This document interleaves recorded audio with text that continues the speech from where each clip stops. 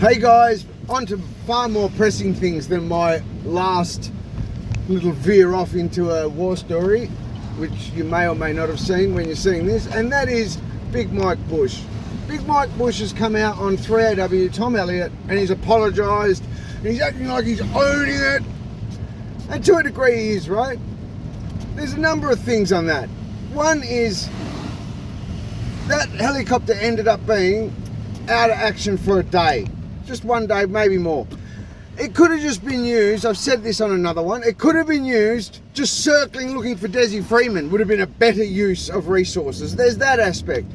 But then what grinded my gears, he's up there like acting like he's the big man, he's owned his mistakes, and this is what they have to do, and you know, this is what crooks have to do, they've got to own their mistakes.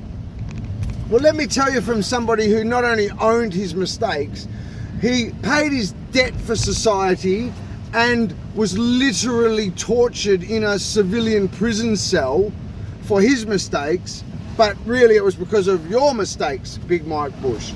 So when you sit there and you're standing up there going, I'm owning my mistakes like some big shot, let's see you own Victoria Police's mistakes for misusing surveillance equipment and technology until the heads of meth heads are being done in, until they're driving down a mall, killing innocent people, including babies. Let's see you own that type of mistake. Let's see you own using, literally turning the Melbourne Drug Court into a sex trafficking organisation that Jeffrey Epstein would be proud of.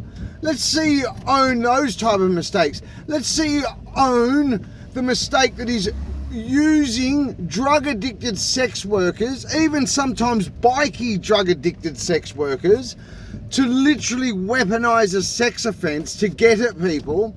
Let's see you own that mistake. Let's see you own the mistake that saw a situation, and there would be plenty more, where one of those drug-addicted sex workers was rewarded, coerced, with the returned custody of the child removed because of the drug-addicted mess her life had been in.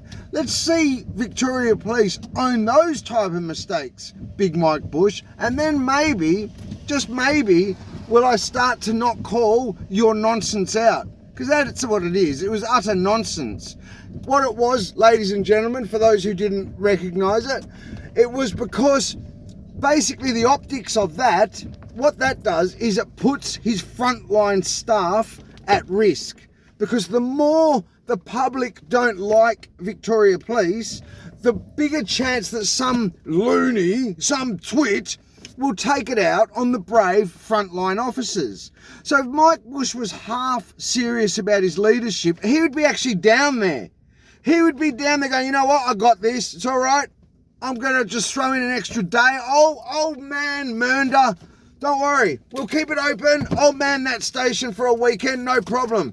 As you were, thank you. No, I'm going over to Paran where that corrupt police officer's lived for too long now. Yeah, I'll be over there on the weekend. No worries. And then I'll do, that's what a decent leader would be doing. Not just coming out with your fake owning stuff. Yuck. I saw right through that, Big Mike Bush. You would have been better off. Once a police officer taught me this. When I was young, when I was about 17, a police officer taught me this. What we're taught is dad.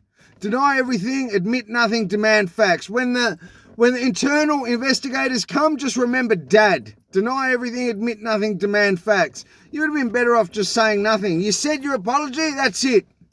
But you've gone on 3AW and you look ridiculous in my eyes. Mike Bush owning your mistake like a big hero. Own some real mistakes. Own some real mistakes, Mike Bush. Yuck.